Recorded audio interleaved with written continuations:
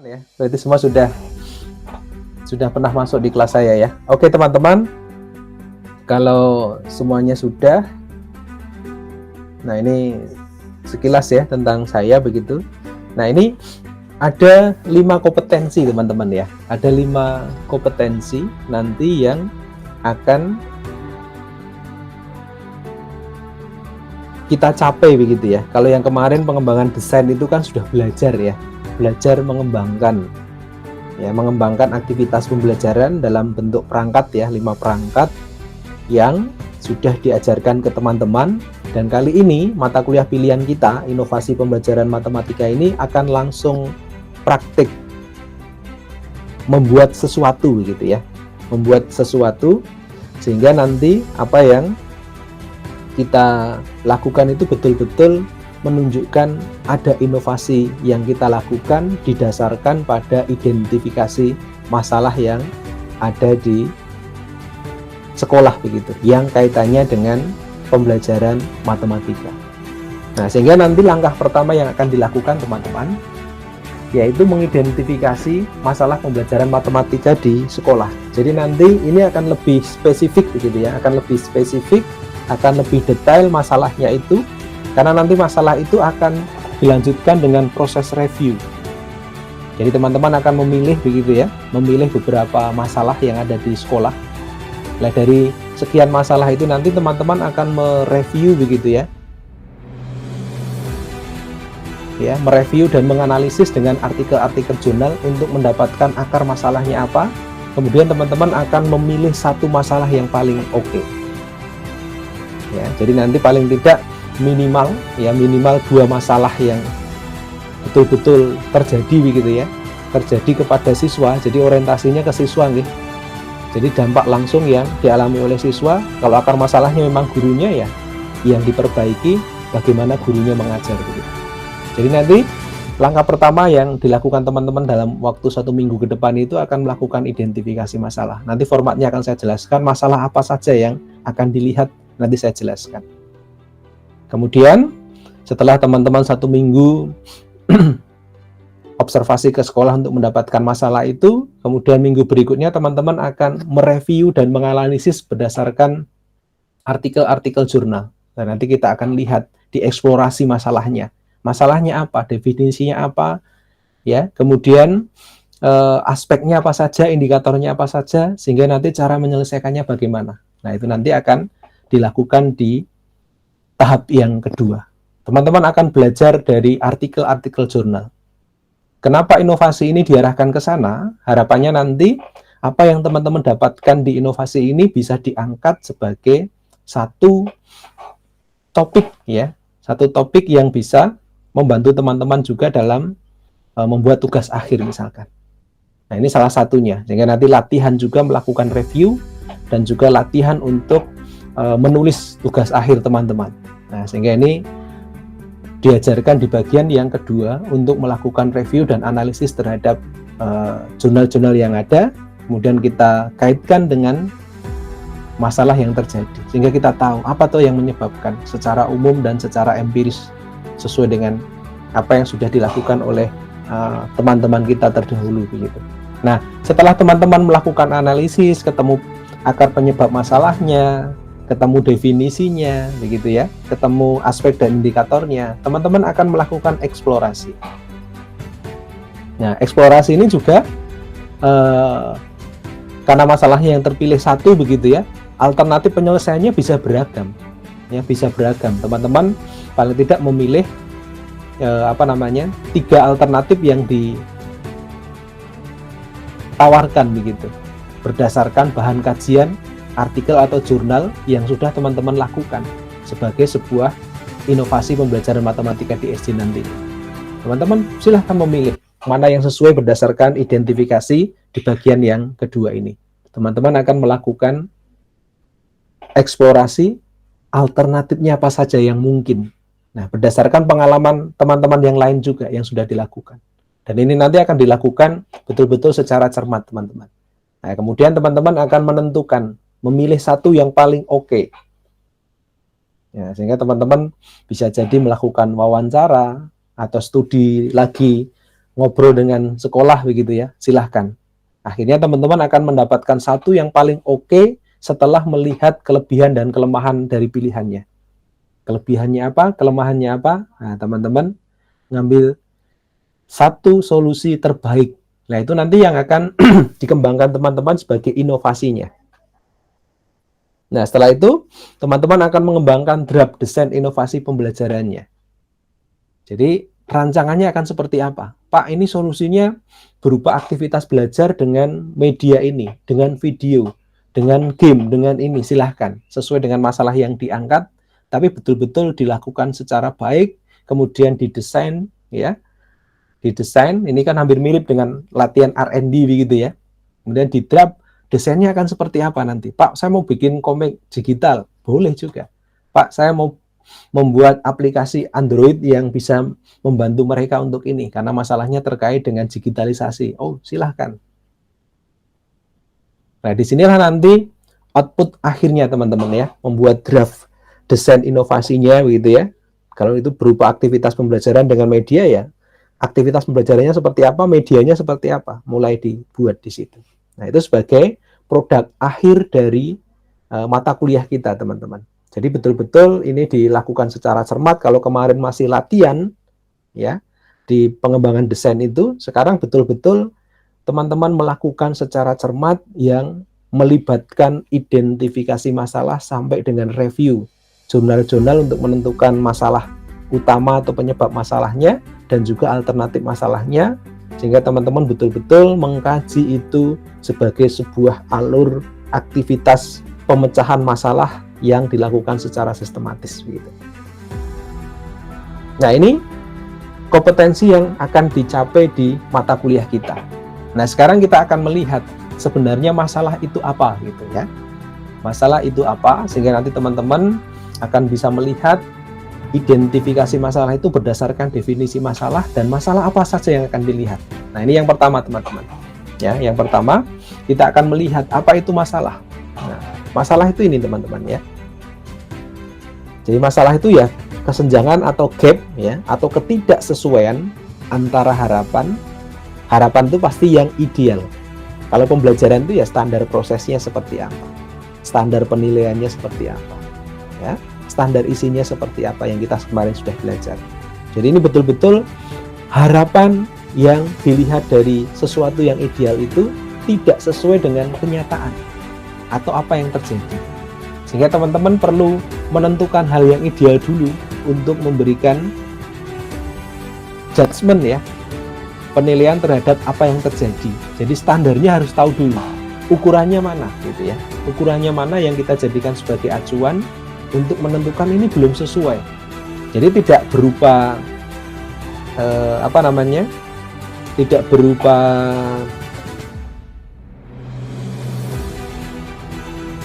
pernyataan kita begitu ya, tetapi betul-betul hasilnya dari standar idealnya. Ada ukuran baku yang kita pakai. Ya, ada ukuran baku yang kita pakai bukan karena persepsi kita gitu ya, bukan karena persepsi kita. Jadi teman-teman harus tahu yang idealnya seperti apa, sehingga teman-teman mampu menentukan oh ini belum sesuai. Kalau belum sesuai, seberapa jauh ketidaksesuaian, teman-teman akan mampu ke sana. Nah, ini masalah begitu ya. Makanya teman-teman wajib tahu tentang yang ideal dulu. Baru akan bisa menilai bagaimana yang terjadi sehingga teman-teman bisa mengatakan ini masalah. Dan masalah ini pasti nanti terjadi pada sebagian besar siswa yang ada di kelas itu, teman-teman. Bukan hanya 1-2, apalagi yang berkebutuhan khusus gitu ya, bukan. Tapi masalah yang kita maksudkan di sini adalah masalah yang terkait secara umum terjadi pada sebagian besar siswa. Sehingga ini pasti hal-hal yang sifatnya besar, yang terjadi dan dialami oleh sebagian besar siswa. Gitu. Jadi, ini yang menjadi patokan kita. Jangan sampai nanti teman-teman melihat, Pak ini ada 2 orang. Tidak. Berarti pilih yang sebagian besar orang. Oke, sampai di sini dulu. Gimana teman-teman? Silahkan bertanya jika ada pertanyaan dulu. Kita diskusi sebentar ya, sebelum kita lanjutkan. Oke, silahkan teman-teman. Jika mau bertanya dulu, sampai di situ.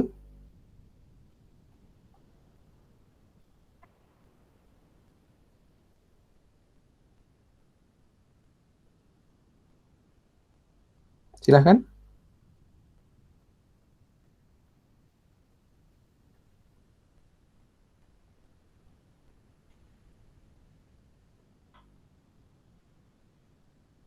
Halo. Oke. Ada pertanyaan dulu? Halo. Suara saya terdengar kah? Terdengar, Pak. Jelas ya, berarti aman ya? Aman, Pak. Aman ya? Oke, ya kalau aman saya lanjutkan ya. Nah sekarang, Ya, oke. Sekarang identifikasi masalah itu apa ya? Sekarang kita lihat ya, identifikasi masalah dalam pembelajaran matematika di SD itu apa tuh sebenarnya? Kalau tadi kan udah kita pahami gitu ya, masalah itu apa. Nah sekarang yang bagian kedua sebagai kompetensi pertama kita ya, yaitu identifikasi masalah. Identifikasi masalah itu apa teman-teman? Ya, identifikasi masalah itu adalah inventarisasi atau pencatatan atau pendaftaran. Jadi didata semua, dicatat, didaftar gitu ya. Permasalahan pembelajaran matematika. Jadi ini permasalahan dalam pembelajaran matematika ya, karena kita kaitannya dengan inovasi pembelajaran matematika ya. Berarti permasalahan pembelajaran matematika sebagai hasil refleksi guru. Pak, saya mengangkat masalahnya guru, boleh enggak? Ya boleh. Kalau gurunya mengalami kesulitan, kemudian teman-teman diskusi gitu ya, atau hasil refleksi teman-teman sendiri. Ya, saat magang atau apa gitu, boleh. Silahkan diangkat dalam kurun waktu tertentu. Dalam magang, bisa jadi pengalaman dari gurunya begitu. Ini sudah terjadi berapa lama ya Pak ya? Oh, ternyata sudah lama sekali. Ya, sebagai contoh misalkan, kemampuan untuk membaca data, kemampuan untuk menginterpretasikan data, ya, menginterpretasikan diagram misalkan, atau memecahkan masalah, ya, atau menyelesaikan masalah-masalah yang terkait dengan aktivitas yang ada kaitannya dengan higher order thinking skill. Monggo silahkan. Ya, jadi didata dulu semua, ya, paling sebanyak-banyaknya nanti ya. Silahkan dapatkan, terus nanti teman-teman akan memilih. Ya, paling tidak 2-3 masalah minimal ya. 2-3 masalah yang didapatkan. Supaya nanti dieksplorasi lebih jauh begitu ya. Kemudian teman-teman akan memilih satu, kemudian dicari solusinya. Jadi diinventarisasi dulu. Dari sekian banyak itu mana yang paling penting dan genting nanti. Ending akhirnya itu penting dan genting dan harus segera dibantu gitu. Pak, kalau misalkan saya sedang, apakah ada yang sudah mengambil TA ini? Sudah ada yang ambil TA? Halo? Apakah sudah ada yang ambil TA? Sudah, Pak. Sudah ya? Sudah sampai apa Mas Marwan TA-nya? TA kemarin baru sampai bab 3, Pak. Oh, baru sampai bab 3 ya? Nah, Iya. nanti Pak, masalah saya itu ada juga yang terkait dengan matematika. Apakah nanti itu bisa digunakan? Nah, nanti kita lihat dulu. Pada saat teman-teman nanti mempresentasikan masalahnya dan oke, dipakai, enggak masalah juga. Berarti teman-teman boleh melanjutkan TA-nya. Nah, dengan tadi ya, mengembangkan draft-nya seperti apa. Nah, sehingga juga akan membantu TA-nya. Jadi, jika masalahnya terkait dengan matematika, cocok, lanjutkan saja, diambil di sini, begitu ya. Enggak apa-apa. Jadi, tidak harus membuat masalah baru karena teman-teman sudah dapat masalahnya apa. Dan apa yang sudah dipikirkan, Pak, saya mau bikin ini. Oke, silahkan. Nah, nanti TA-nya cepat selesai, output dari produk mata kuliah ini juga bisa diselesaikan begitu. Oke, begitu ya teman-teman ya. Kemudian yang berikutnya, nah ini nanti akan menjadi acuan ya untuk menentukan inovasi yang akan dilakukan teman-teman. Nah, teman-teman itu akan mendapatkan inovasi apa saja dari situ gitu. Jadi inventarisasi permasalahan yang teman-teman sudah dapatkan. Wah, berarti ini yang saya pilih. Nah, sehingga nanti inovasinya apa ya? Oh, ini di sini. Letak inovasinya di mana? Ya, inovasi itu pasti ada novelty, ada kebaruan yang ditawarkan di sana. Apa kebaruannya? Gitu. Apa kebaruannya? Nanti silahkan teman-teman menentukan itu. Nah, kemudian teman-teman, hal apa saja yang bisa dikaji? Ya, hal apa saja yang bisa dikaji? Nah, ini ada 7 hal ini teman-teman. Ya, masalah yang pertama tentang masalah pedagogi. Ya, pedagoginya pasti pedagogi yang kaitannya dengan matematika. Bagaimana merencanakan, melaksanakan, ya, mengukur, mengevaluasi, khususnya dalam pembelajaran matematika. literasinya juga literasi matematika nanti. Bukan literasi sekedar membaca, mendapatkan informasinya. Nah, informasi yang ada di sana nanti pasti informasi yang terkait dengan data, gitu teman-teman. Jadi ini sebenarnya literasi dan numerasi ini tidak bisa dilepaskan. Pada saat kita bicara tentang soal cerita, itu mesti ada literasi dan numerasinya. Gitu. Makanya ini, kedua hal ini sebenarnya tidak bisa dipisahkan. Jadi literasi yang dimaksudkan nanti pasti literasi data, literasi matematikanya. Kalau numerasinya jelas ya. Nah, terus yang keempat itu adalah pembelajaran berdiferensiasi. Pak, ini kalau saya ngajar matematika nanti produknya sama, wah maka akan sulit Pak. Akan saya buat diferensiasi produk. Kalau produknya berbeda, proses dan kontennya mesti beda. Maka teman-teman akan melakukan tes diagnosa dulu. Silahkan. Pembelajarannya baru berdiferensiasi Pak, maka saya akan buat berdiferensiasi. Oh, bagus banget ini. Nah, pembelajaran inovatif yang digunakan apa untuk diferensiasinya? Nah, teman-teman ambil dari situ. Ternyata guru-gurunya sama Pak, ngajar A ya sama, ngajar B ya sama. Makanya perlu dilakukan inovasi belajar matematika yang kaitannya dengan diferensiasi. Oh, ada kaitannya dengan pembelajaran berbasis budaya, Pak. Nah, nanti ada etnomatematika namanya. Basisnya budaya. Salatiga ya, bicara tentang budaya Salatiga. Ronde misalkan. Ya. Bicara tentang Pancasila misalkan, ya. Lapangan Pancasila maksudnya, bukan Pancasila dasar negara kita ya, bukan ya, tapi lingkungan Pancasila. Di sana ada satu aktivitas yang rutin dilakukan, sehingga pembelajarannya berbasis budaya daerah, budaya lokal. Boleh. Atau advance material yang sifatnya dengan hot atau miskonsepsi tertentu. Pak, ini hal-hal yang kaitannya dengan hot masih susah, Pak. Oke. Atau teknologi dan inovasi pembelajaran. Teknologinya kurang, Pak, di sana, Pak. Saya akan kembangkan pembelajaran matematika basisnya teknologi. Silahkan, teman-teman. Silahkan. Nah, ini beberapa keterangan dari dari masing-masing teman-teman ya. Nah, ini untuk pedagogi itu ya, seperti yang saya sampaikan tadi ya, pengetahuan atau kemampuan untuk mendidik dan menyelenggarakan pembelajaran ya. Untuk peserta didik baik mulai dari pemahaman peserta didiknya, teori, perencanaan, pelaksanaan, penilaian, evaluasi, dan tindakan reflektifnya. Gitu. Nah, ini pedagoginya. Apakah guru-gurunya oke gitu ya dalam hal melakukan ini, perangkatnya gimana dicek. Nah, literasinya, definisinya ini teman-teman ya, kemampuan menggali dan mengelola informasi. Nah, ini informasi-informasi yang ada nanti pasti informasi kaitannya dengan data. Termasuk mengkonfirmasi datanya bagaimana gitu ya. Menganalisis dan mengklasifikasikan. Oh, datanya seperti ini, bahkan nanti diklasifikasikan seperti ini. Dan nanti bisa memanfaatkan data itu untuk memecahkan masalah. Nah, ini biasanya terjadi di soal-soal yang sifatnya hot, dituangkan dalam bentuk deskripsi soal cerita gitu. Nah, ini nanti literasinya. Numerasinya ya jelas, pasti kaitannya dengan data gitu ya, membaca, mengolah, menganalisis, menginterpretasikan angka-angka sebagai data ya, dan memanfaatkan itu dalam pemecahan masalah. Kaitannya dengan ini, pasti dua hal ini, literasi dan numerasinya. Oke. Kemudian bagian yang berikutnya tentang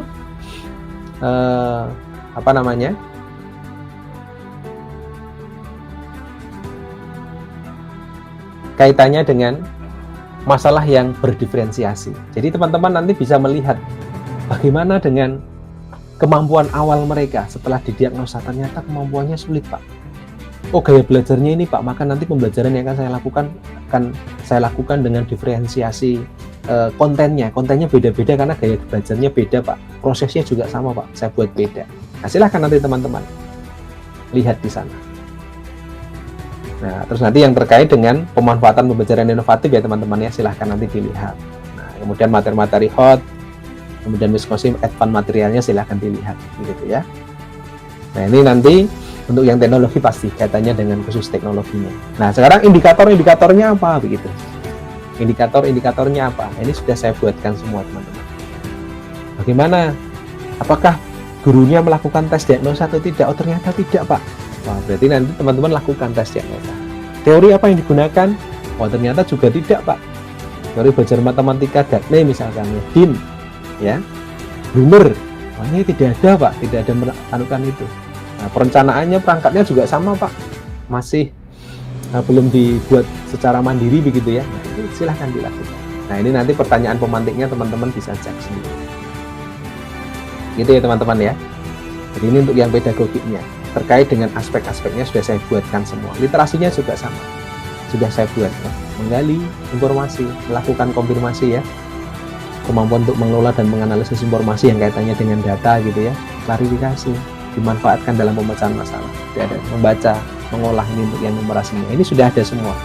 Nah, nanti teman-teman bisa melihat di mana yang paling bermasalah bagi anak-anak di sana. Silahkan teman-teman cek. Gitu.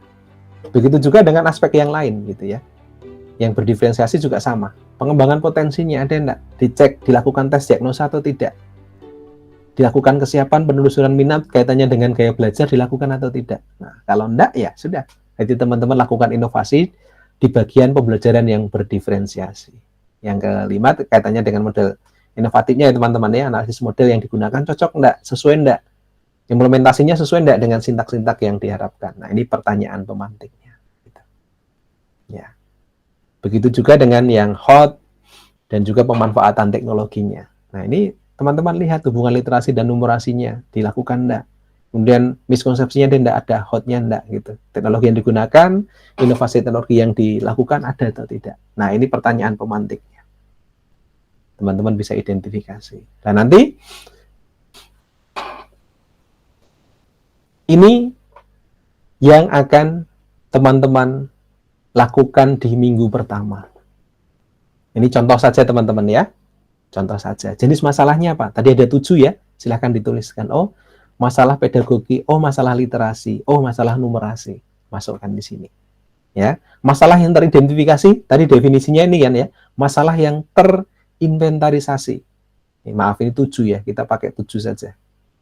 Harusnya ada 9 tapi sudah saya kurangi. Dari 7. Ya, dari 7 kategori masalah. Setiap kategori minimal 2 masalah. Nah, nanti teman-teman memilih saja ya, tidak harus ke 7-7-nya ya, tapi dari 7 itu teman-teman paling tidak memilih 2-3. Semakin banyak semakin bagus juga kalau teman-teman bisa melakukan itu. Paling tidak 2-3. Ya, silahkan. Nah, misalkan saya mendapatkan pedagogi terkait dengan aktivitas pembelajaran yang masih berpusat pada guru misalkan, teacher center, belum terpusat pada siswa. Terus dianalisis mana buktinya. Analisis identifikasi masalah itu adalah mengurai atau memilah. Ya, mengurai atau memilah untuk mendapatkan alasan penguat atau data penguat atau bukti terhadap masalah terpilih atau yang teridentifikasi. Apa benar pembelajarannya terpusat pada guru? Bukti-buktinya mana? Dilihat, dicek masing-masing. Kita lihat satu-satu misalkan. Ya, ini guru masih lebih banyak berceramah satu arah dan peserta didik hanya mendengarkan. Oh, dari aktivitasnya masih satu arah. Pola hubungannya, dilihat dari pola hubungannya masih satu arah. Gurunya yang paling dominan. Terus aktivitas yang dilakukan oleh peserta didik gimana? Oh, ternyata masih banyak mencatat informasi yang disampaikan oleh guru, bukan kolaborasi bersama dengan temannya gitu. Ya, dari ini tadi pola interaksinya, ini aktivitasnya masih individual dan lebih banyak mencatat. Terus yang ketiga, bagaimana sumber belajarnya? Sumber belajar dan medianya bagaimana? Ini belum memungkinkan mereka berpendapat dan berkolaborasi dalam berkarya dan pemecahan masalah. Jadi ini benar-benar materinya ya dari guru dan hanya dicatat informasinya dari guru dan belum memungkinkan mereka melakukan kolaborasi. Wah, berarti ini terbukti bermasalah. Karena dari bagian-bagian kecil itu saya bisa melihat dari interaksinya. Ya, dari pola interaksinya ternyata masih satu arah. Dilihat dari bagaimana mereka belajar, ya masih individu. Bagaimana kolaborasinya ternyata tidak terjadi. Ya sudah, berarti itu betul-betul terjadi teacher center gitu. Gurunya lebih dominan dalam aktivitas pembelajaran itu. Ini contoh yang pertama. Contoh yang kedua. Ya, contoh yang kedua, ini kaitannya dengan numerasi. Nah, numerasi itu kan tadi aspeknya banyak. Tapi aspek 1 atau aspek A dan B ini mereka sudah bisa. Membaca bisa, mengolah datanya bisa, tapi menganalisis dan menginterpretasikan sulit begitu. Dampaknya apa? Mereka tidak bisa membuat kesimpulan. Apa toh kesimpulannya dari data ini? Ya mereka hanya mampu menyajikan, ngitung gitu ya. Terus maksudnya apa ini? Gitu. Maksudnya apa? Gitu. Sebagai contoh teman-teman, sebagai contoh ya. Sebagai contoh misalkan, nah ini kalau kita lihat data di sini. Ini contoh ya. Contohnya. Kita lihat contohnya di sini. Bentar ya. Saya kopikan dulu ke sistemnya kita supaya kita bisa diskusi teman-teman.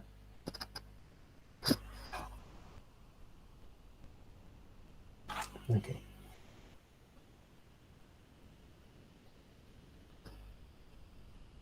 Kita lihat sebentar ya.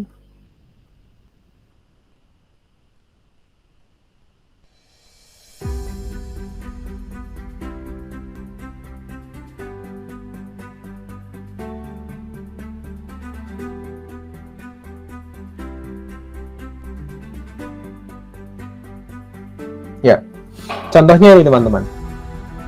Oke, kalau teman-teman melihat data ini, ya, kita melihat data ini, data 1, ini data 2 ya. Yang S ini artinya siswa ya. Nah ini data 1 ini nilai dari salah satu siswa, dan ini data dari beberapa siswa. Nah sekarang teman-teman silahkan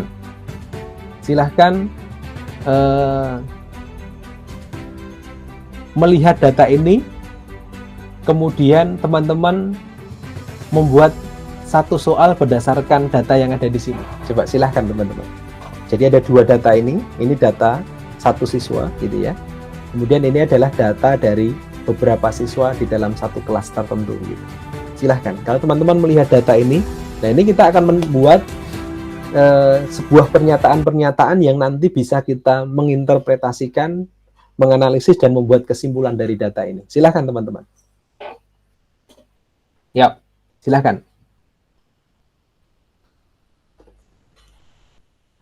Nah ini saya kirimkan ke teman-teman.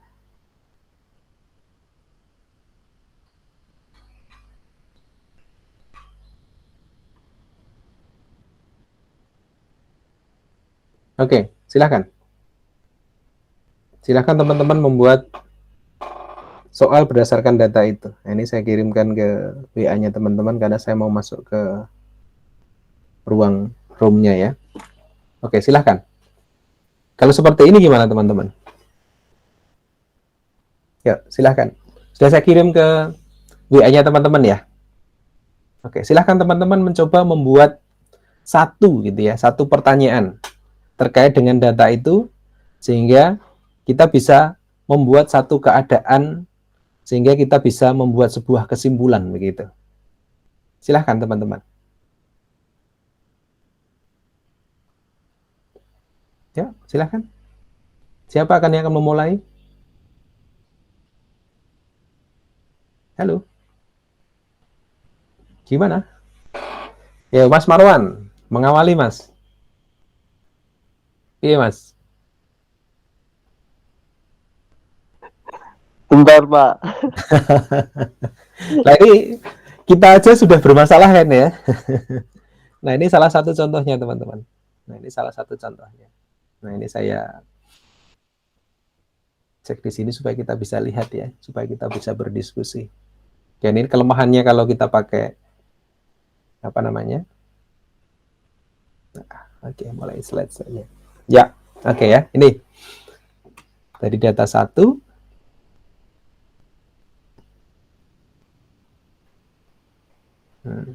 Oke. Silahkan. Ya. Gimana ini? Mbak Rizky? Gimana Mbak? Mau mencoba dulu?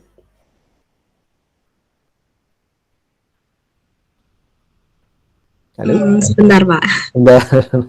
Loh kemarin kayak mata kuliah kita kan pemecahan masalah ya, bener ya? Iya betul Pak. Nah ini kan sama ya? Iya. Sepertinya itu bisa dibuat seperti pertanyaan atau perbandingan seperti itu Pak. Silahkan. Contohnya gimana coba? Kasih salah satu. Ya bentar Pak. Ya. Mungkin seperti ini. Mengapa rata-rata nilai matematika itu sangat rendah? Mengapa?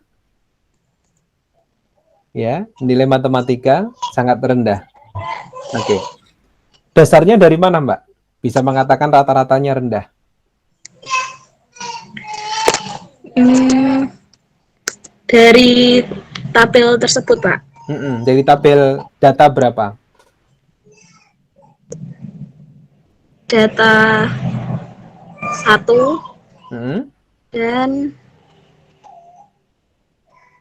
data 2 pada S2 sampai S6. S2 sampai S6 ya, Nah, sampai S7. ya.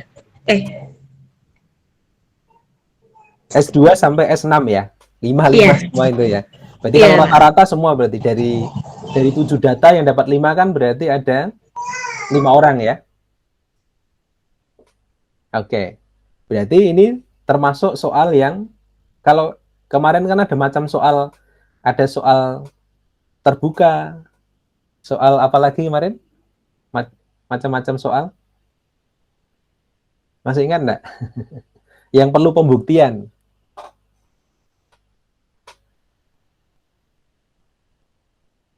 Masih ingat? Waktu pemecahan masalah matematik, ini soal apa? Soal produktif. Kan mengapa rata-ratanya rendah ya? Berarti kan harus dibuktikan ke sekolah kan ya? Dicari apa yang menyebabkan itu, akhirnya terbukti, oh karena ini. Oke, salah satunya, terima kasih Mbak Rizky ya. Mengapa rendah ya gitu? Terus ada lagi? Ada lagi? Ada yang istimewa dari data itu teman-teman. Silahkan dilihat di mana.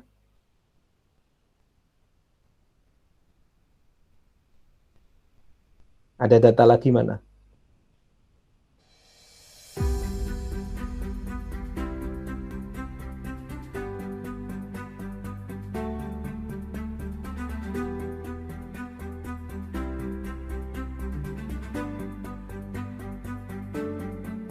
Ada data lagi di mana yang istimewa juga.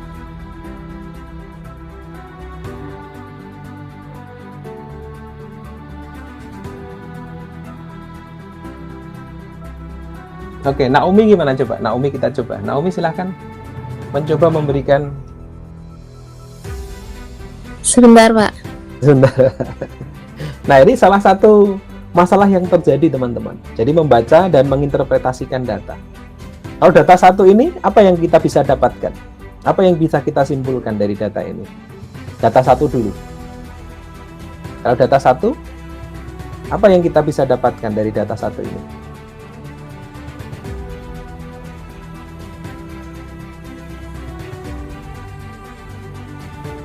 Apa yang kita dapatkan dari data satu ini?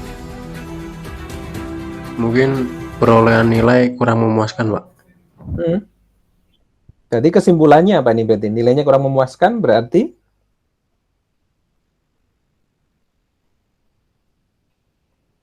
Gimana? Kenapa kurang memuaskan, Mas? Menurut Mas apa ini tadi? Kenapa data satu bisa dikatakan bahwa kurang memuaskan? Mas Agus ya? Gimana Mas Agus? Dilihat pada data satu, perolehan nilai sepertinya di bawah rata-rata, Pak. Di bawah memenuhi standar KKM sepertinya. Nah, oke. Kita tahu KKM-nya berapa? Tidak tahu, Pak, itu, Pak. Tidak tahu ya. Nah, berarti kita harus punya, nah tadi seperti yang saya sampaikan di awal, kita harus tahu standar idealnya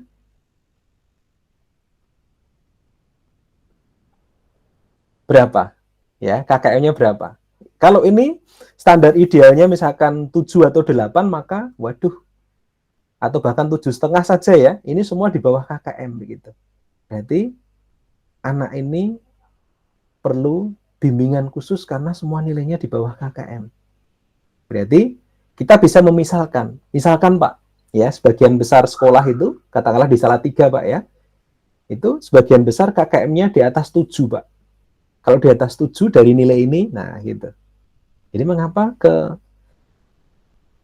berapa ini? Ke-6 nilai ya didapatkan oleh siswa ini semua di bawah KKM begitu. Nah, itu contoh yang kedua. Contoh yang ketiga dari data ini yang istimewa, data di mana ini? Mata pelajaran apa, teman-teman? Yang istimewa. Yang istimewa dan menarik itu ya. Di mana?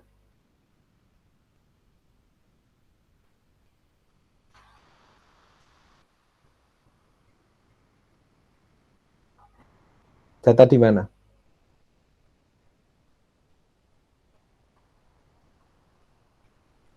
Oke. Data di mana? Yang istimewa lagi?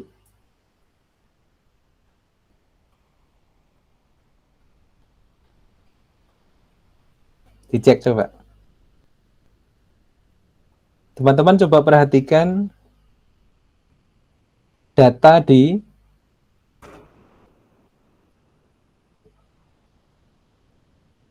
S5 dan S6. Ada yang istimewa enggak, teman-teman? S5 dan S6.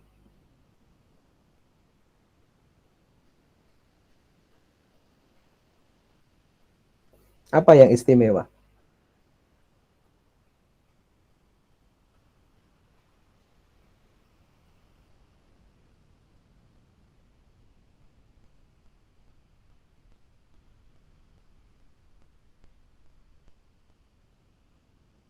Ayo, silakan. Nah, ini salah satunya bagaimana mereka mengolah data, menginterpretasikan data yang didapatkan ternyata masih lemah gitu. Perhatikan di sini yang istimewa. Dari kita ambil data yang S5 dan S6 ada di mana, teman-teman? Coba dicek. Ada di mana? Yang istimewa.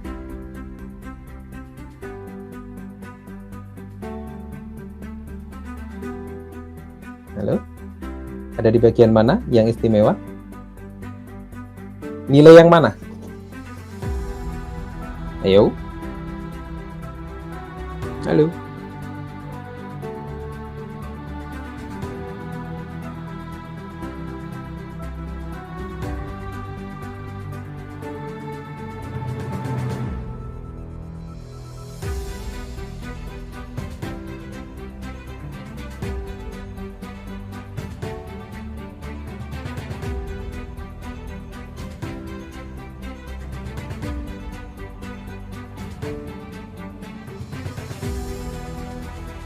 Gimana? Ayo teman-teman, perhatikan di sini ya coba. Gimana yang istimewa gitu? Kalau dilihat dari siswa 5 dan 6, nilai mana yang istimewa? Yang istimewa, teman-teman. Halo? Mungkin S5 Pak karena ada 10-nya. Nah, ada 10-nya. Lah, kita istimewa selalu melihat yang paling tinggi ya. Teman-teman coba perhatikan nilai IPA dan matematikanya, teman-teman. Ya. Oke, biasanya Mas Farwan melihat istimewa mesti paling tinggi ya, Mas ya. Tapi kalau dilihat S5 ini kan yang lainnya kan oke ya. Bahasa Indonesia oke, IPS oke, PKN oke gitu ya. Bahasa Inggris lumayan lah ya, oke juga kan ya. Begitu juga dengan yang di S6 juga ya. Nah, ini juga sama. Ini IPA dan matematikanya ini loh ya. Dan ini kalau kita lihat nilai IPA-nya teman-teman ya. IPA-nya juga wow. Ya kan? Tidak jauh beda kan ya. Tidak jauh beda dengan hasil yang ada di matematika ya. Nah, ini bisa dicermati bersama. Sebenarnya ada apa dengan IPA-nya? Ini contoh yang sederhana. Siswa 5 dan 6 ini kan bagus gitu ya. Nilainya bagus untuk mata pelajaran yang lain. Tetapi untuk dua mata pelajaran ini kok ada yang aneh begitu hasilnya. Nah, ini kadang-kadang kan kita selalu menganggap bahwa nilai jelek itu mesti siswanya tidak bisa. Belum tentu loh ya. Bisa jadi soalnya atau instrumen yang digunakan tidak sesuai dari tingkat kesukarannya misalkan. Bisa jadi gitu. Makanya kita perlu melihat ya, mengapa untuk siswa 5 dan 6 di mana hasil yang lain bagus, untuk yang IPA dan matematika kenapa jelek? Ini perlu di cross check begitu. Ya, ini soal-soal produktif yang perlu dicek lagi, dibuktikan. Oh, ternyata nah, kecenderungan anak sekarang antara nilai matematika dengan IPA lebih tinggi yang mana? Kecenderungannya. Kalau dilihat atau dari pengalaman pribadi, dua-duanya jelek. Kalau di kelas kita ini lebih bagus yang mana antara IPA dan matematika nilainya? Halo? Sepertinya IPA, Pak. IPA lebih bagus ya? Oke, yang setuju IPA lebih bagus, jempolnya mana coba? Silahkan. Yang IPA-nya lebih bagus. Ya, yang lain. Coba. Yang lain mana ini? Ini yang lain itu ada enggak ini di sana ini? Oke. Oke. Ya, jempolnya ya, jangan raise hand-nya ya. Nah, ini yang bisa dilakukan teman-teman. Kita bisa menganalisis. Berarti kalau mau dipanggil oleh kepala sekolah sebagai bentuk supervisi akademik, guru mana yang dipanggil? Halo teman-teman. Guru mana yang dipanggil? Guru yang mana? Jadi kan pertanyaannya kan, ya, dari sekian mata pelajaran, guru mana yang akan dipanggil kepala sekolah? Bisa nggak kita membuat pertanyaan seperti itu? Sangat bisa, teman-teman. Kenapa? Ya dilihat dari hasilnya. Kok ini kecenderungannya jelek ya? Dari sekian siswa, padahal ini ada siswa yang pintar, tapi hasilnya juga jelek. Nah, gitu. Nah, ini siapa yang akan dipanggil kepala sekolah? Nah, ini membaca atau menginterpretasikan sesuatu di balik data yang ada di sini, begitu teman-teman. Nah, ini masuk ke masalah yang tadi, begitu ya. Masalah yang ini tadi, yang kaitannya dengan numerasi untuk yang menganalisis dan menginterpretasikan data sehingga ya, ini salah satunya. Buktinya mana? Ini hasil analisisnya.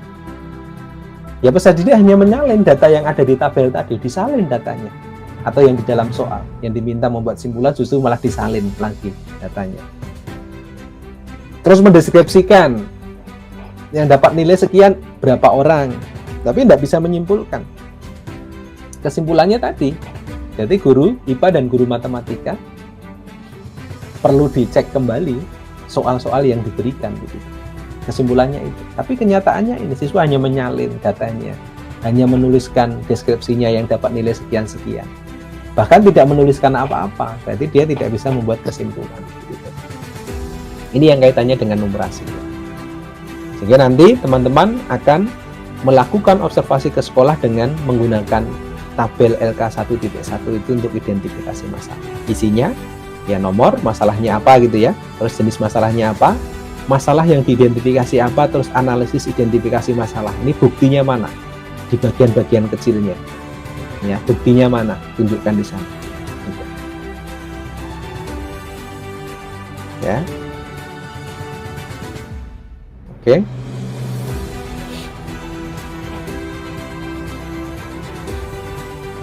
Contoh lagi.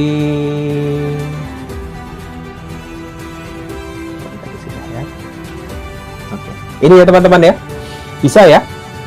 Ini nanti yang akan dilakukan oleh teman-teman.